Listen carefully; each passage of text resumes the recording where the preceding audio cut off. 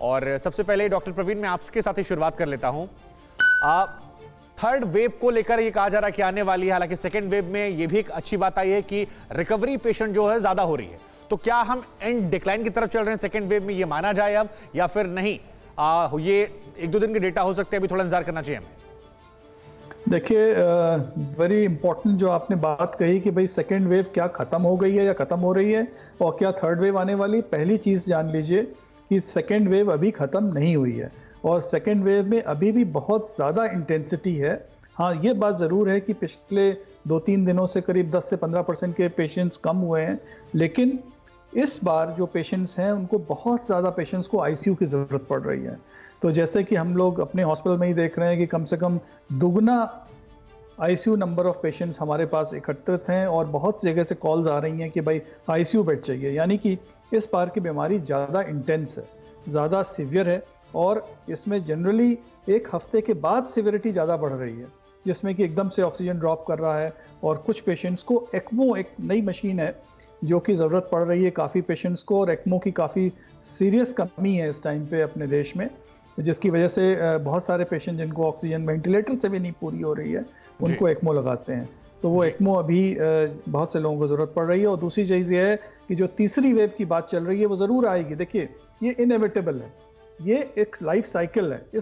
जब भी कोई वायरस डिजीज़ होती है तो उसमें एक साइकिल बनती है, उसमें थर्ड वेव आएगी। लेकिन थर्ड वेव के बारे में हम बता दें, इतना परेशान मत होइए। उसको कम करने और कंट्रोल करने का सिर्फ एक ही तरीका है कि हमें अपना मास्क को कभी उतारना नहीं है, चाहे वैक्सीनेशन हो जाए, और वैक्सीनेशन को जरूर कराना है। यानी वैक्सीनेशन एक बड़ा आपके लिए सुरक्षा कवच की तरह काम करेगा, ये बात आप कह रहे हैं, अच्छी बात है। अब पहले कॉलर जो हमारे साथ है वो तेलंगाना से जुड़े हैं। राम जी, सवाल पूछिए। सर, हम को वैक्सीन लिए थे, अभी 50 दिन हो गया मेरा, लेकिन यहाँ पर जो है सर वैक्सीन नहीं मिल रहा, तो क्या करूं मैं, दूसरा वैक्सीन लूं? डॉक्टर संजय, अगर सेम वैक्सीन नहीं मिले, क्या वैक्सीन चेंज कर सकते हैं या नहीं सेम लगवानी है?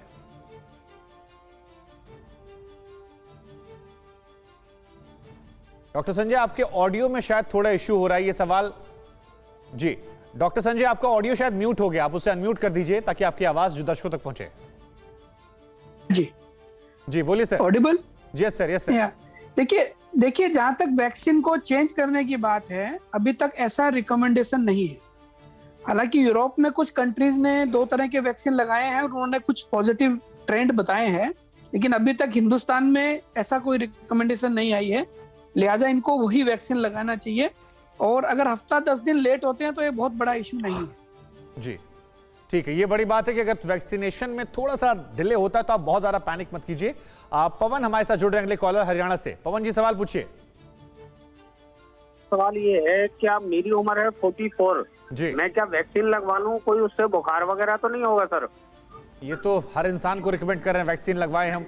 डॉक्टर प्रवीण, या अभी भी लोग झिझक रहे हैं? अभी भी लोगों के दिमाग में बहुत संशय हैं, बहुत डाउट्स हैं। तो हम पहले बता दें कि vaccine is a very safe thing, यानी कि बहुत ही सेफ ट्रीटमेंट है जिससे कि आप कोरोना से या कोविड से बच सकते हैं, और इसमें साइड इफ़ेक्ट्स बिल्कुल ज़्यादा नहीं है।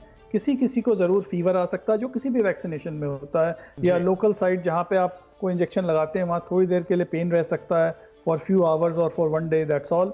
और अगर किसी को ऐसा है तो वो क्रोसिन की गोली से ही ठीक कर सकता है। उसके लिए कोई भी सीरियस ट्रीटमेंट करने की ज़रूरत नहीं है, और कोई सीरियसनेस कोविड इससे नहीं होगा। बहुत से लोग मेरे पास आए कि हमने वैक्सीन लगवाई, 1 हफ्ते बाद कोविड हो गया। ऐसा है कि कोविड इसकी वजह से नहीं हुआ है, कोविड इस वजह से हुआ है क्योंकि आपने प्रिकॉशन नहीं रखे या आपका कहीं एक्सपोजर हो गया। जी, ये बड़ी बात है। हालांकि तमाम दर्शकों से कह दें कि देखिए, आज हमने भी TV9 में तमाम पत्रकारों ने वैक्सीन लगवाई और बिल्कुल फिट होकर बुलेटिन कर रहे हैं आप, तो आप भी बेझिझक वैक्सीन लगवाइए।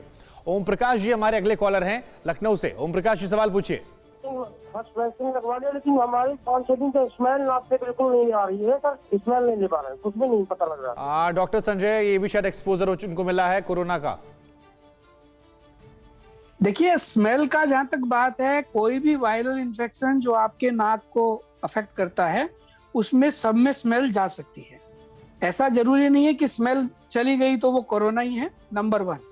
हाँ, अगर कोई सिम्टम है तो अपनी जांच कराएं, वैक्सीन लगाने के पहली वैक्सीन लगाने के 3 से 4 वीक तक आपको एंटीबॉडी नहीं बनती है, तो इस दौरान आप इन्फेक्शन कैच कर सकते हैं।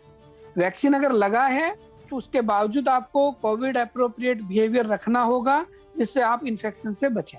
अगर इनको लगता है कि इनका स्मेल चला गया है या बॉडी में कुछ दर्द है या बुखार है, तो इनको जाके अपना कोविड टेस्ट कराना चाहिए।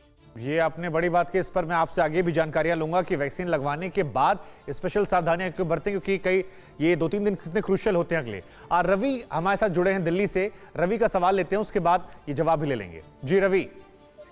सर जी, मेरा सवाल था कि जैसे लोगों को ऑक्सीजन सांस लेने में दिक्कत हो रही है जी, तो वो एक चुन्नी टाइप का कपड़ा लेके गीला करके अगर आंख में बांध लेता है तो सांस लेने में आसानी, मतलब ऑक्सीजन टाइप बन जाता है, तो क्या वो ऑक्सीजन हो रहा है?